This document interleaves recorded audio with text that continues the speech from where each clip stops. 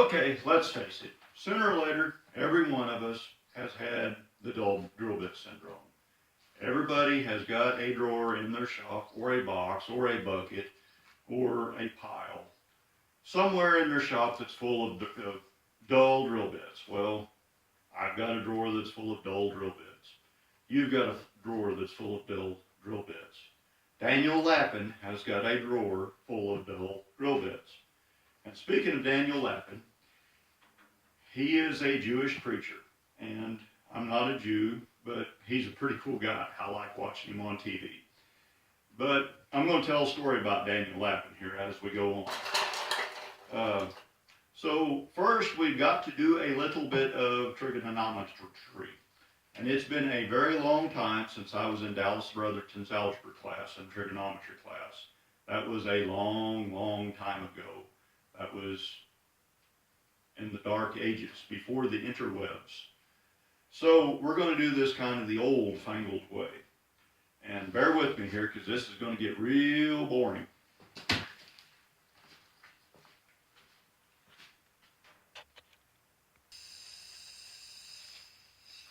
And the title of today's little exercise in craziness is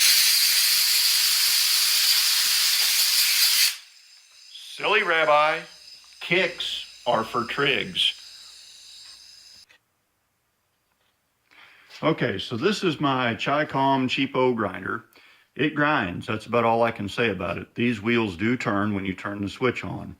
It's not built very good. In fact, it is all of the quality that you would expect by a $70 grinder that came from communist China. It's so out of balance, the grinder wheels roll backward on their own. It's not a good quality piece of equipment. One of the tool rests that goes here that you actually do your grinding with was woefully just poo-poo. It was no good at all. So we're going to make one. And that's what the whole trig thing is all about today. So here's a triangle. We've got three corners, capital A, capital C, capital B. We've got three sides, little a, little b, little c. Okay, we know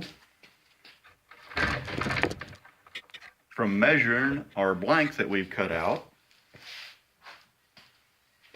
ta-da, we know little b and capital A, because capital A, we want to grind a 118-degree point on our drill bits.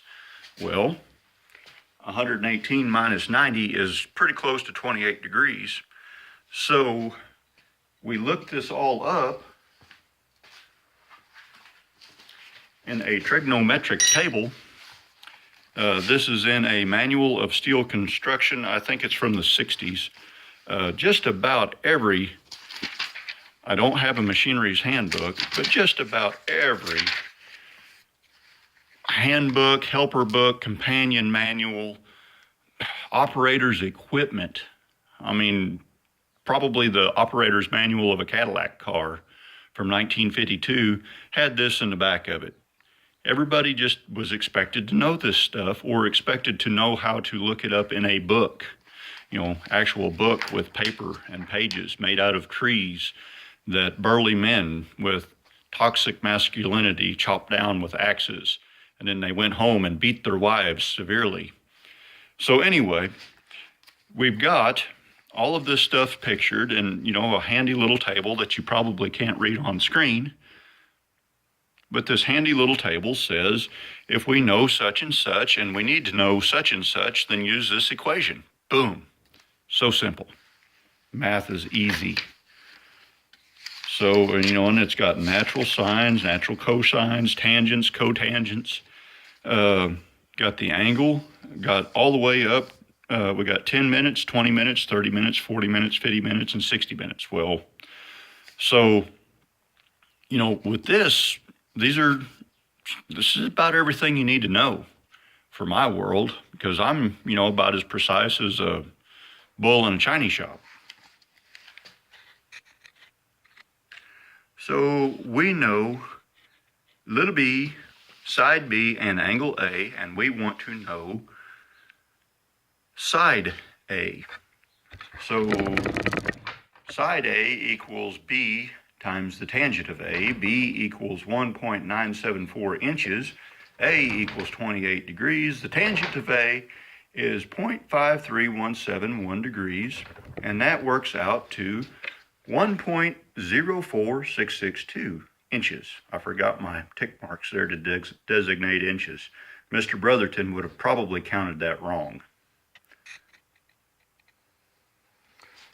So here we've got my cheapo Chi-Com cow lickers, and we're going to step over a 1/2 inch to start with, because I'm going to scribe a line on this, and I want it to be about a 1/2 inch from the edge there. So we'll get these dudes set to about, about a 1/2 inch. Dadgummit.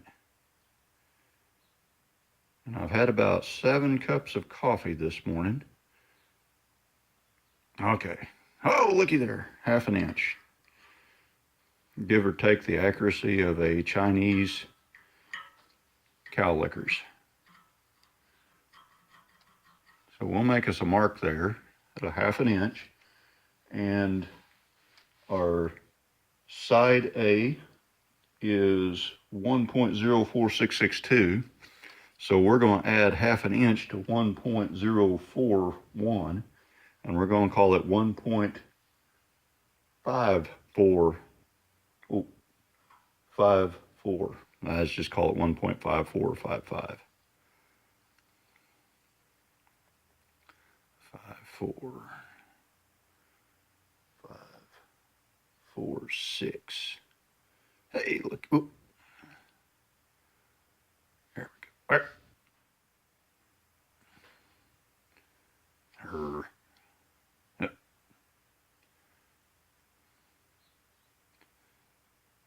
Boy, I could chase this squirrel for an hour. Land sakes, I about went off on a tangent there.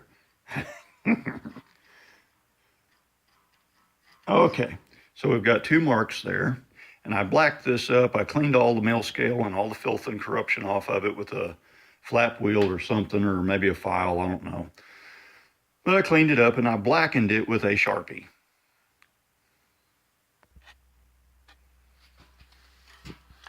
So now we're just going to connect the dots and scribe it with our little old cheapo scriber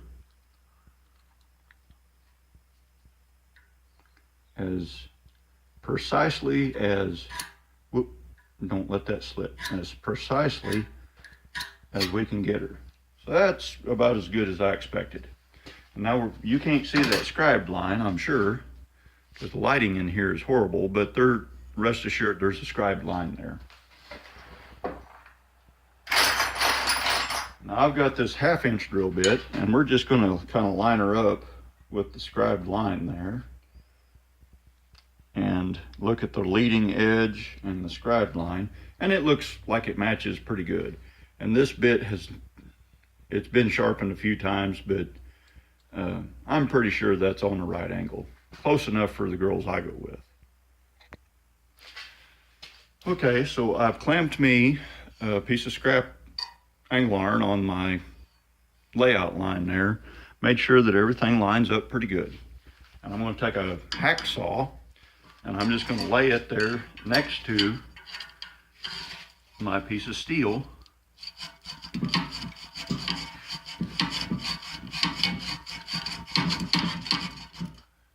And score me a nice line in there.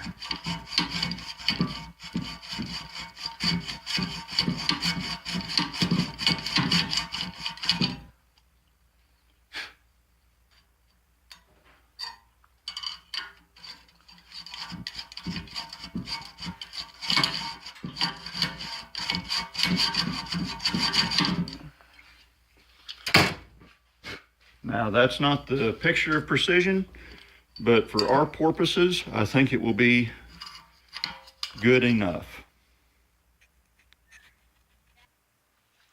Okay, here she is mounted up on our little old cheapo grinder.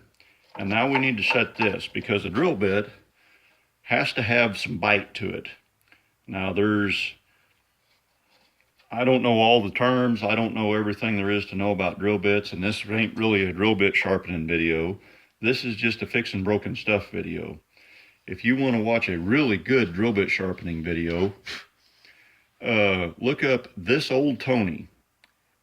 I don't even know where this guy's from. He may not even be an American, but he is a pretty good video maker. I enjoy his videos quite often and very much. So here's what I do. Okay, I'm going to reach in here with the grinder off, obviously, and I'm going to take my ruler and I'm going to lay it on top of the shaft. This is a 6-inch grinder. That's a 5/8 shaft, and I'm going to lay that ruler right up there on top of that shaft, and then I'm going to clamp down the rest.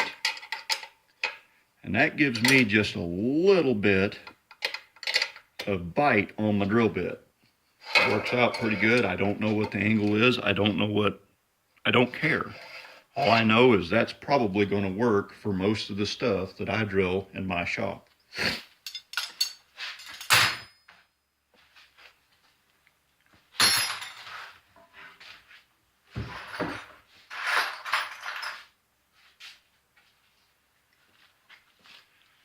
Okay, here's an old 1/2-inch drill bit, and we're going to put a little bit of an edge on it.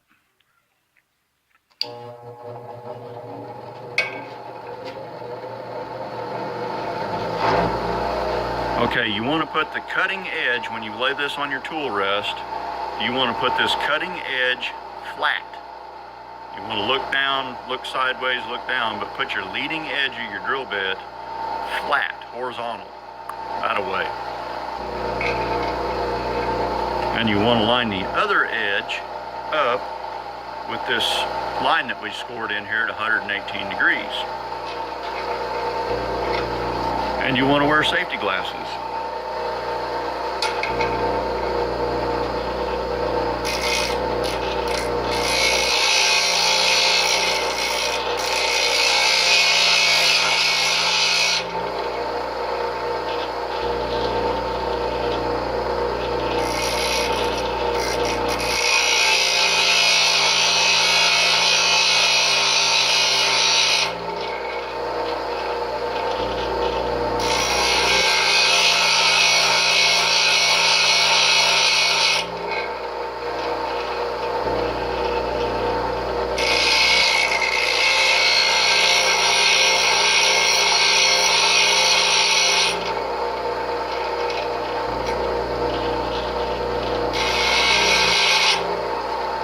Okay, I'm not going to bore you for hours and hours with that, but I'm going to turn this off for just a minute and we're going to grind on this a little more. Now, I'm kind of lining my edge up with our score line, and I'm sliding it back and forth. I don't want to burn out a spot in my grinder wheel. I don't want to cut a dish in it by just standing there and bearing down on it and just grinding in one spot. I got to move this thing around. So you just kind of lock your hand and rest a finger edge or something on this right here, and just let your fingers be your guide. Okay, so once you get the face of the drill kind of sort of maybe ground and your center meeting in the middle, that's important for the center to be in the middle and not off to one side. Now it's time to do a little back cutting on this.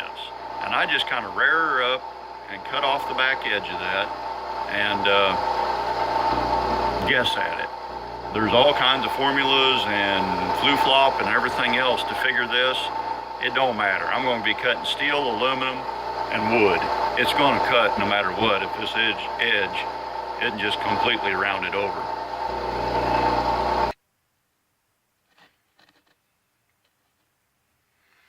Okay, one man said the proof of the pudding is in the eating thereof.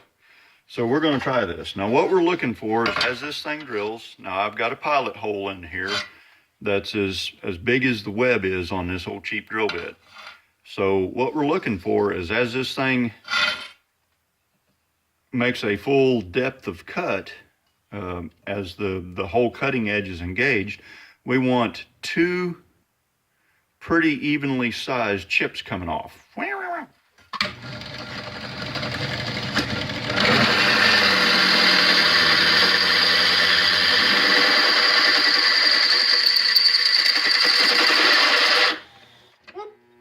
janitor.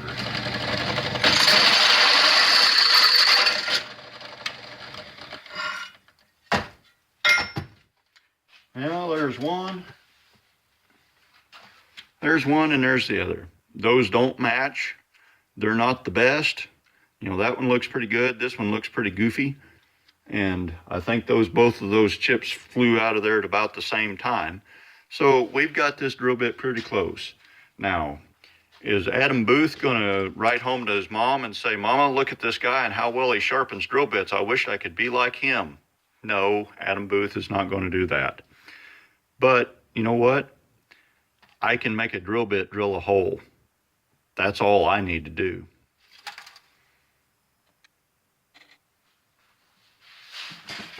So, Mr. D, who lives out by the town of Elijah, this is for you. Okay, one day old Daniel Lappin, who's a Jewish preacher, I told you that in the beginning, he was out walking around, and there was this little old town out in the middle of nowhere, and it was called something, I can't even pronounce what the name of the town was, but all the people that were living there, they were called Trigs. The name of the town was Trigonepithreed or something like that. So all these Trigs lived in this town, and the only way you could get from one side of town to the other was to go across the bridge. Well, there was this booger that lived up underneath that bridge, and every time them Trigs would go across that bridge, that booger would run up out from underneath that bridge and kick them square in the knee. Well, old Daniel Lappin, he was going there with them. He'd walk across that bridge, and that booger, he'd run up there and he'd kick all them Trigs right in the knee. And but he'd never kick Daniel Lappin, and that kind of puzzled him. Well, this went on for a day or two, and finally, old Daniel Lappin reached over and caught that old booger by the back of the neck, and he said, "Hey," he said, what's the deal here?" He said, "How come you're kicking all these Trigs in the knee?" He said, "But you won't even look me in the eye. You won't even come up to me." He said, "Are you some sort of anti-Semite or something?" The old booger said, "No, sir. Don't you know, silly Rabbi, that kicks are for Trigs?" That's for you.